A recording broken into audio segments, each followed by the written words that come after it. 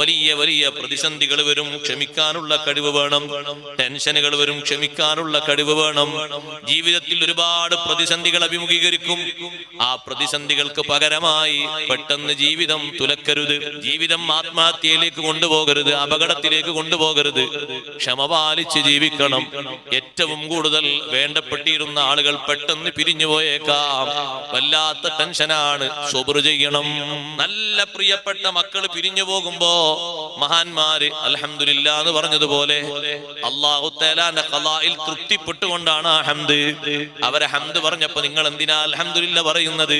നിങ്ങൾക്ക് ഏറ്റവും ഇഷ്ടപ്പെട്ട മോനല്ലേ പോയത് എന്ന് ചോദിക്കുമ്പോ പറയുന്നത്, അല്ലാഹു തആല എനിക്ക് 7 മക്കളെ തന്നിട്ട് ഒരു കുട്ടിയെയല്ലേ അല്ലാഹു തആല എടുത്തിട്ടുള്ളൂ, ബാക്കി 6 അല്ലാഹു ബാക്കി വെച്ചിട്ടുണ്ടല്ലോ, ഞാൻ എത്ര ഹംദാണ് അല്ലാഹുവിനോട് പറയേണ്ടത്. അങ്ങനെ സബ്ർ കൊണ്ടാണ് ആ ഒരു രംഗം അവര് രക്ഷപ്പെട്ടു.